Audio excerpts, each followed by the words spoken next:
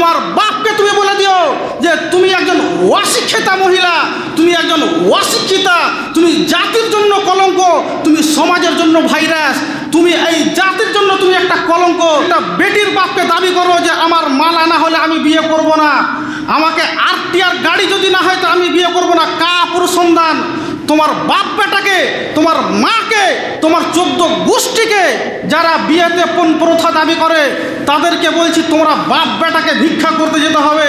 যদি পাকুড় স্টেশনে যদি ভিক্ষা করতে তোমাকে লজ্জা লাগে তাহলে তোমাকে চলে যেতে হবে শিয়ালদা স্টেশনে, তোমাকে চলে যেতে হবে মালদা স্টেশনে। কাপুরুষ সন্তান তুমি, অযোগ্য পিতা কোথাকার, জাহিল নিরেট গাধা কোথাকার, তুমি মেয়ের পিতার কাছে পণ দাবি করো মানে নিরেট গাধা কোথাকার। তোমার লজ্জা হয় না? তোমার ইতস্তবোধ আছে? তোমার বোধগম্য আছে? তোমার হিংস্রবোধ আছে? কাপুরুষ সন্তান কোথাকার। তুমি মেয়ের পিতার কাছে মালা দাবি করো মানে তোমার মা যাতে দম আছে বিয়ে করার। তোমাকে যদি মা যাতে দম করতে হবে আগে, তারপরে তোমাকে বিয়ে করতে হবে। তোমার মা যাতে দম নেই বেটা, তুমি মেয়ের পিতার কাছে পণ দাবি করো মানে তুমি বলো যে আমাকে একটা আরটিআর গাড়ি লাগবে। তোমার মা যাতে যদি জম থাকে তাহলে তুমি নিজে ইনকাম করে করে করে করে করে যেদিন 1,20,000 টাকা হবে সেই দিন তোমাকে গাড়ি কিনে বিবাহ করতে যেতে হবে। কাপুরুষ। যারা পণ নিবে তাদেরকে বলে গিয়েছে তারা হলো কুত্তা, আর যারা ওই পণটাকে বলা হয়েছে হাড্ডি। আব্বু তুমি এতটা ইনকাম করে নিও যে ওই কুত্তার বাচ্চারা যখন আমার ছোট্ট বোনকে দেখতে আসবে আর ওই কুত্তার যখন বেটার বহু দেখতে যাবে তো তোমার মা বলছে যে শুনো, আগে মেয়ের বাড়িতে যে খবর নেবে মেয়ের হাতে রুলি আছে কিনা, খবর নিবে যে কানের আছে কিনা, খবর নিবে যে গলার চেন আছে কিনা। যদি এইগুলা থাকে তাহলে আমি আমার ছেলের বিবাহ দিব, নচেত আমি কিন্তু বিবাহ দিব না। শুনো যুবক, তোমাকে বলি, তুমি তোমার মাকে বলি আম্মু আপনি একজন অশিক্ষিতা মহিলা, আপনি একজন পতিতালয়ের মেয়ে। আপনি যদি আমার মা হতেন, তাহলে আপনি আমাকে এই কথা বলতেন না যে বেটা যদি বউয়ের মালা থাকে তাহলে আমি বিয়ে দেব, যদি আরটিআর গাড়ি দেয় তাহলে আমি বিয়ে দেব। যুবক ভাই তোমাকে বলে দিচ্ছি, তুমি তোমার মাকে বলে দিও, তোমার বাপকে তুমি বলে দিও যে তুমি একজন অশিক্ষিতা মহিলা, তুমি একজন অশিক্ষিতা, তুমি জাতির জন্য কলঙ্ক, তুমি সমাজের জন্য ভাইরাস, তুমি এই জাতির জন্য তুমি একটা কলঙ্ক, তুমি এই ইসলামের, তোমার জন্যই আজকে এই ইসলামের বদনাম হয়েছে। আর যুবক ভাই তোমাকে আরেকটা কথা বলছি, তুমি কান খুলে শুনে রাখো, ওটা তোমার মা নয়, ওটা তোমার খালা। কেমন করে দেখবে তোমাকে আমি দেখাচ্ছি। বিবি খানসা তার ছেলেদেরকে বলছে যে বেটা তোমরা আমার বুকের এই দুধ পান করে মানুষ হয়েছো, তোমরা দুটো ছেলে আমার সন্তান, আর আমার সন্তান থাকতে আমার নবী মিটে যাবে দুনিয়া থেকে, এটা আমি কখনো বরদাস্ত করতে পারবো না। নবী করিম সাল্লাল্লাহু আলাইহি সাল্লামের ফুফু খানসা তিনি তার নিজের ছেলেকে বলছে যে আমার এই দুধ পান করে তোমাদেরকে আমি মানুষ করিয়েছি, এই দুধ পান করে তোমরা মানুষ হয়েছো, আজকে আমার এই দুধ পান করে মানুষ হয়ে তোমরা থাকতে আমার নবীর নাম মিটে যাবে, এটা আমরা কখনোই বরদাস্ত করতে পারবো না। ইসলাম মিটে যাবে, এটা আমরা কখনোই বরদাস্ত করতে পারবো না। তোমাদেরকে বলে দিচ্ছি যে আজকে তোমরা দরকার হলে শহীদ হয়ে যাবে, আমার নবীর গায়ে যাতে একটা ফুলের টোকা যাতে করে না পড়ে। তো ওই খানসা তার ছেলেকে কত সুন্দর কথা বলছে, প্রয়োজনে তোমরা শহীদ হয়ে যাও, প্রয়োজনে তোমরা দুনিয়া থেকে মিটে যাও, ইসলাম যাতে করে দুনিয়া থেকে না মিটে। যুবক ভাই তোমাকে বলছি, ওটা যদি তোমার মা হতো তাহলে তোমাকে বলতো বেটা আমার দুধ পান করে তুমি মানুষ হয়েছো, বেটা তোমাকে আমি মানুষ করেছি। তোমার ওই মা যদি মানুষের বাচ্চা মানুষ হতো, তোমার বাপ যদি পুরুষের বাচ্চা পুরুষ হতো, তাহলে তোমাকে বলতো বেটা আমার রক্ত থেকে তোমাকে জন্ম দিয়েছি, তোমাকে আমি এই পণ প্রথা নিতে দিব না কো, মেয়ের পিতার কাছে একটা টাকা আমি নিতে দিব না কো, আমি যতদিন বেঁচে আছি তুমি পণ প্রথা নিবে আর তোমার জন্য পরকাল আমাকে হারাতে হবে বেটা। অতএব এই পণ প্রথা আমি একটা টাকাও এই বাড়িতে চাপতে দিব না কো, যেটার প্রয়োজন সেটা আমি বৌমাকে আমি বাড়িতে নিয়ে আসবো, একটা টাকাও আমি এই বাড়িতে চাপাতে দিব না। তাহলে তোমার ওটা খালা হলো কি হলো না?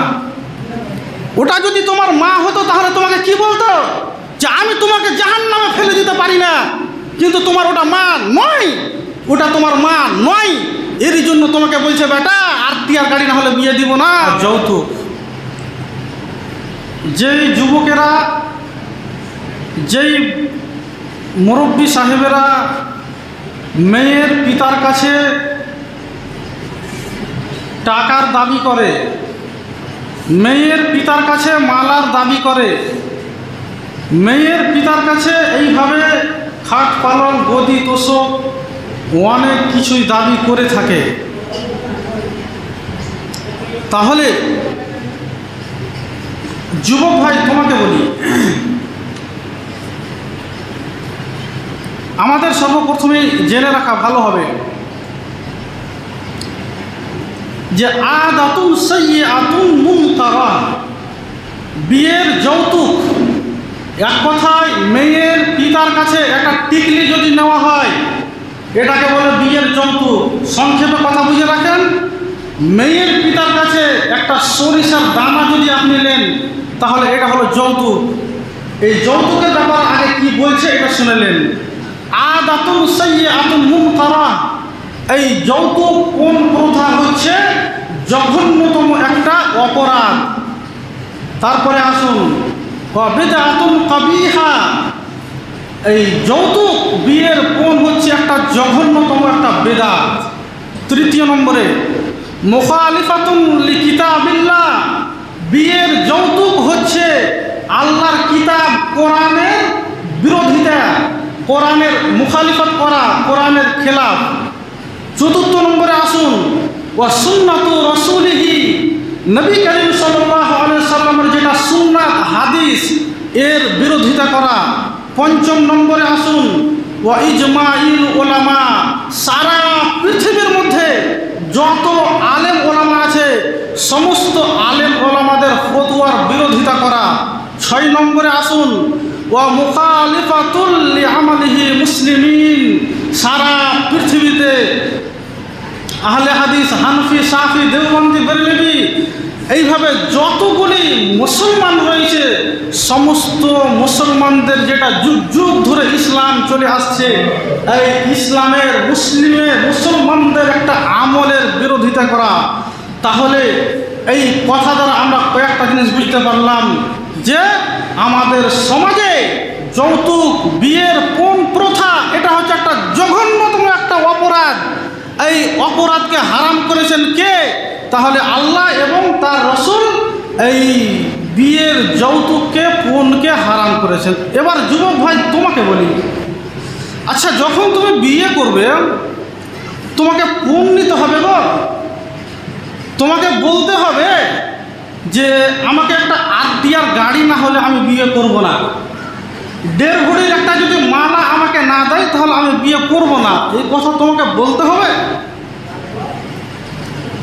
তুমি যখন বিয়ে করো তো কি যে আমার একটা আত্মীয়ার গাড়ি লাগবে, না তো 2 ভরির একটা গলার চেন লাগবে, নচেত আমি বিয়ে করব না।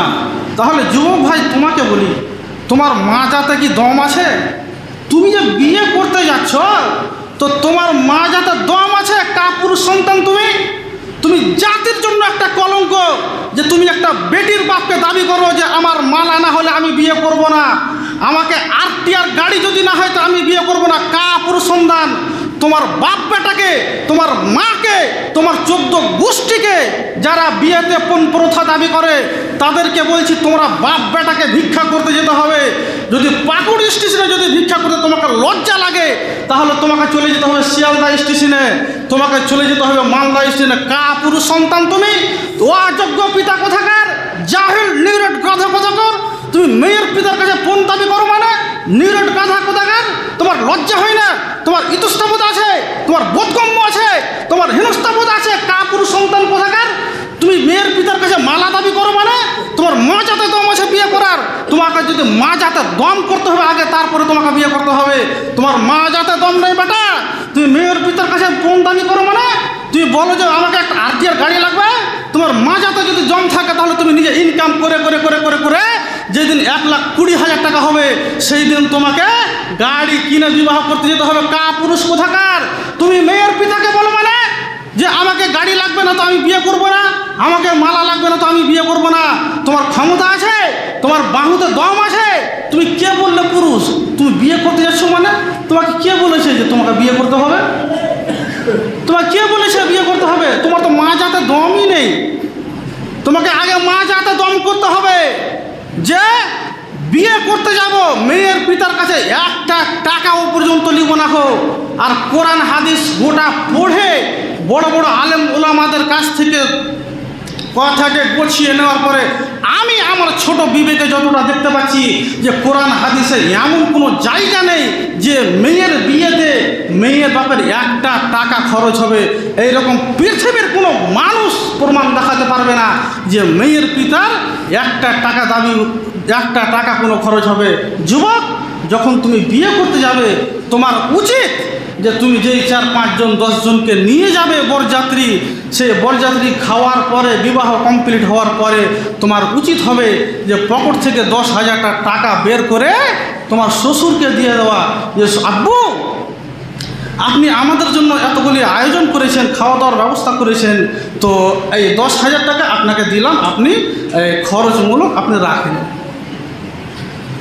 সেটা না করে তুমি আবার কাপুরুষ সন্তান, তুমি আবার বলছো যে আমাকে একটা আরটিআর গাড়ি লাগবে, আমাকে মালা দিতে হবে। কেন? তুমি বিয়ে করবে, তোমার ক্ষমতা নাই? তুমি তোমার স্ত্রীকে কি পড়াবে না পড়াবে এটা তোমার ক্ষমতা নাই? তোমার যদি ক্ষমতা না থাকে তুমি কেন বিয়ে করতে যাচ্ছ? তোমাকে কে বিয়ে করতে যেতে বলেছে? তুমি তো পুরুষই নয়। তুমি দাবি করছো মানে শুধু বাচ্চা জন্ম দিতে পারলে পুরুষ হওয়া যায়? বাচ্চা জন্ম দিতে পারলে শুধু বেটা ছেলে হওয়া যায়? জি না, ভুল হিসাব। শুনো যুবক, তোমাকে আবার বলি, তোমার তো নীতি খারাপ আছেই, তোমার বাপেরও নীতি খারাপ, আর তার চাইতে তোমার মায়ের নীতি ফের আরও খারাপ গো। কেমন করে? তোমার মা বলছে যখন বেটার বহু দেখতে যাবে তো তোমার মা বলছে যে শুনো, আগে মেয়ের বাড়িতে যে খবর নেবে মেয়ের হাতে রুলি আছে কিনা, খবর নিবে যে কানের আছে কিনা, খবর নিবে যে গলার চেন আছে কিনা। যদি এইগুলা থাকে তাহলে আমি আমার ছেলের বিবাহ দিব, নচেত আমি কিন্তু বিবাহ দিব না। শুনো যুবক, তোমাকে বলি, তুমি তোমার মাকে বলি আম্মু আপনি একজন অশিক্ষিতা মহিলা, আপনি একজন পতিতালয়ের মেয়ে। আপনি যদি আমার মা হতেন তাহলে আপনি আমাকে এই কথা বলতেন না যে বেটা যদি বউয়ের মালা থাকে তাহলে আমি বিয়ে দেব, যদি আরটিআর গাড়ি দেয় তাহলে আমি বিয়ে দেব। যুবক ভাই, তোমাকে বলে দিচ্ছি, তুমি তোমার মাকে বলে দিও, তোমার বাপকে তুমি বলে দিও যে তুমি একজন অশিক্ষিতা মহিলা, তুমি একজন অশিক্ষিতা, তুমি জাতির জন্য কলঙ্ক, তুমি সমাজের জন্য ভাইরাস, তুমি এই জাতির জন্য তুমি একটা কলঙ্ক, তুমি এই ইসলামের, তোমার জন্যই আজকে এই ইসলামের বদনাম হয়েছে। আর যুবক ভাই, তোমাকে আরেকটা কথা বলছি, তুমি কান খুলে শুনে রাখো, ওটা তোমার মা নয়, ওটা তোমার খালা। কেমন করে দেখবে? তোমাকে আমি দেখাচ্ছি।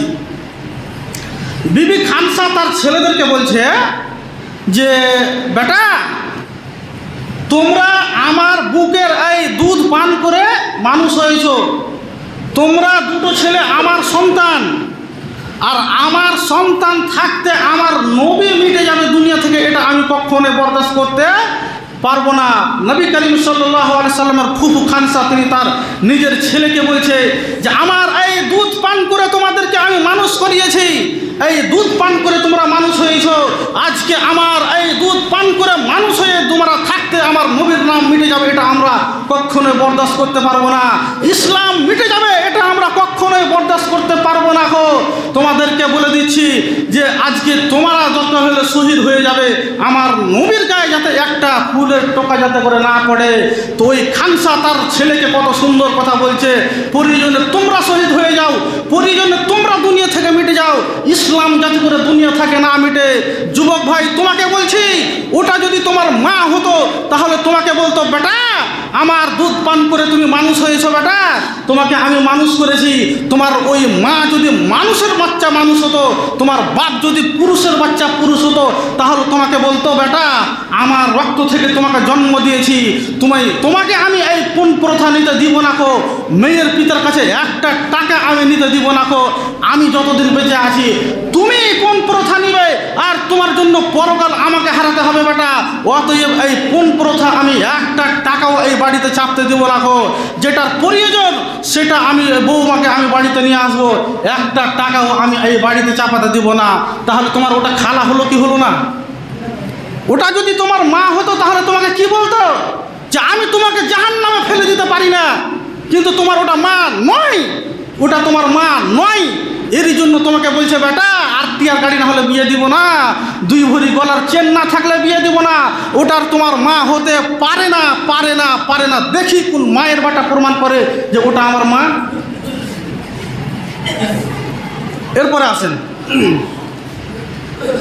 শুনো যুবক, তোমাকে আবারও বলি, তোমার মা তোমাকে বলছে যে আরটিআর গাড়ি না হলে আমি বিবাহ দিব না। তো তুমি যে বাজারে যাবে তো তুমি পায়ে হেঁটে যেতে পারো না? তুমি পায়ে হেঁটে যেতে পারো না? তোমাকে পায়ে হেঁটে বাজারে যেতে হবে, অথচ বিয়েতে পণ নেওয়া যাবে না। যদি আপনি পণ নিয়েছেন তাহলে আপনি ইসলামের বিরোধিতা করেছেন। আর যেই বিয়েতে পণ প্রথা থাকবে সেই বিয়েতে কোনোদিন শান্তি থাকতে পারে না। যেই বিয়েতে যুবক ভাইয়েরা পণ প্রথা নিবে সেই বিয়েতে কোনোদিন শান্তি থাকতে পারে না। কেমন করে? আল্লাহর নবী বলছেন ও আতুন নিসা, তোমরা মেয়েকে দিয়ে তোমরা মেয়েকে বাড়ি নিয়ে এসো। এটা কে বলছেন? যে তোমরা মেয়েকে আরো দাও, দিয়ে তোমরা মেয়েকে বাড়ি নিয়ে এসো। তো আজকে আমরা কোনটা করছি গো? আমরা মেয়েকে দিচ্ছি না আমরা মেয়ের কাছে আরো নিচ্ছি? আমরা কি করছি? মেয়ের কাছে নিয়ে আমরা আবার মেয়েকে বাড়িতে নিয়ে আসি। যুবক ভাই, আমরা মেয়ের কাছে নিয়ে একটা মেয়েকে আমরা বাড়িতে নিয়ে আসি। কত দুঃখজনক আজকে সমাজ কোথা থেকে কোথা চলে গেছে। আজকে সমাজ কোথা থেকে কোথা চলে গিয়েছে আমরা কখনো চিন্তা করি না। আর মুরব্বী সাহেব আপনাকেই বলছি যে বেটার বিয়েতে পণ না নিলে আপনার বিয়ে দেওয়া হয় না। নিজেকে খুব দাবি করছেন যে আমি 5 ওয়াক্তের নামাজি, আমি রোজাকারী, আমি হজকারী, আমি হাজি, আমি গাজী। কিন্তু কখনো চিন্তা করেছেন? আপনার জন্য একটা হাদিস দেখেছি, আমি একটু পরে বলবো। আপনার জন্য একটা স্পেশালিস্ট হাদিস আমি দেখেছি, একটু পরে বলবো। তার আগে কিছু কথা। তাহলে আমাদের সমাজে কোন আমরা মেয়েদেরকে দিয়ে আমরা মেয়েকে বাড়িতে আনবো। আজ থেকে আমরা এই বক্তব্য শোনার পরে যদি আমরা কোনো যুবক ভাই আমরা পণ নিয়ে বিয়ে করেছি তাহলে ইসলামের বিরোধিতা করেছি। পণ নেওয়া হারাম, পণ নেওয়া হারাম। একটা টাকা যদি আপনি নিয়ে থাকেন তাহলে এটা হারাম। সম্মানিত দিনী ভাই, আপনাকে আমি এবার বলি, বেশ কিছুদিন আগে সোশ্যাল মিডিয়ার মাধ্যমে আমরা দেখেছিলাম যে আজকে আমাদের সমাজে পণ প্রথা নেওয়া হচ্ছে।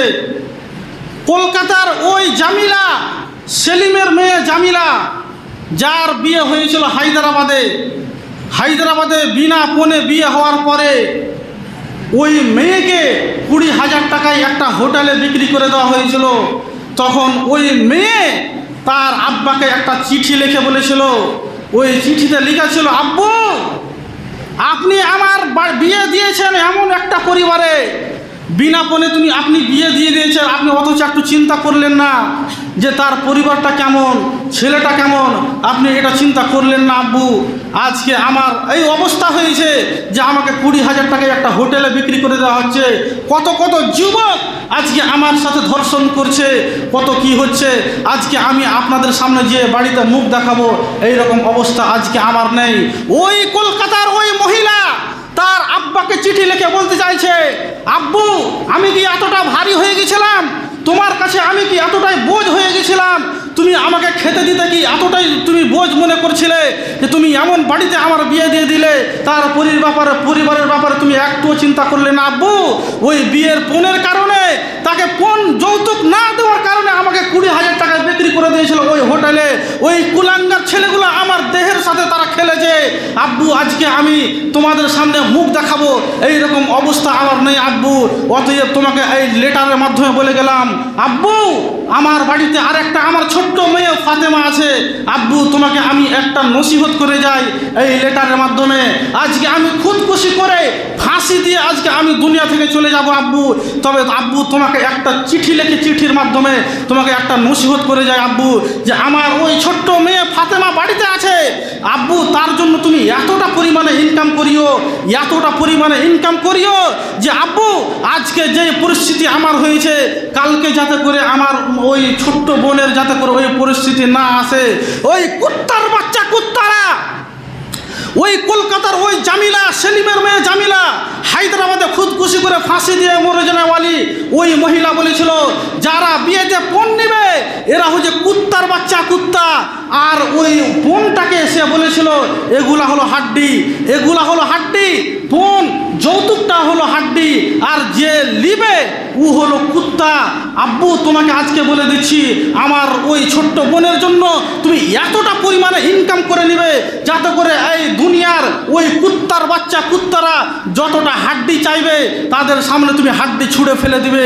আজকে যেই আমার অবস্থা এই হয়েছে, এই রকম অবস্থা যাতে করে আমার ওই ছোট্ট বোনের না হয়, আজকে এই কথা আমি তোমাকে বলে আজকে আমি ফাঁসি দিয়ে দুনিয়া থেকে বিদায় হয়ে যাচ্ছি। সম্মানিত দিনী ভাই, একটা মেয়ে কত কথাটা শুনে কত কষ্ট হয়, কথাটা শুনে কত খারাপ লাগে যে একটা মেয়ে তার আব্বাকে বলছে আব্বু আমি এতটা বোঝ হয়ে গেছিলাম তোমার কাছে, আমি এতটা বোঝ হয়ে গেছিলাম যে আমাকে তুমি এমন বাড়িতে বিয়ে দিলে যে তুমি তার পণের ব্যবস্থা করলে না, তার যৌতুকের ব্যবস্থা করলে না। ওই আমার ছোট্ট মেয়ের জন্য তুমি এতটা পরিমাণে ইনকাম করে নিও যাতে করে আজকে আমার যেই অবস্থা হয়েছে এই রকম ধর্ষিতা যাতে করে আমার ওই ছোট্ট বোনকে না হতে হয়, এই রকম দিন যাতে করে ওই আমার ছোট্ট বোনকে না দেখতে হয়। এরই জন্য ওই কলকাতার ওই জামিলা যারা পণ নিবে তাদেরকে বলে গিয়েছে তারা হলো কুত্তা, আর যারা ওই পণটাকে বলা হয়েছে হাড্ডি। আব্বু তুমি এতটা ইনকাম করে নিও যে ওই কুত্তার বাচ্চারা যখন আমার ছোট্ট বোনকে দেখতে আসবে আর ওই কুত্তারা যতটা হাড্ডি চাইবে তাদের সামনে তুমি হাড্ডি ছুঁড়ে ফেলে দিবে। সম্মানিত দিনী ভাই, আজকে আমাদের সমাজ কোথা থেকে কোথা চলে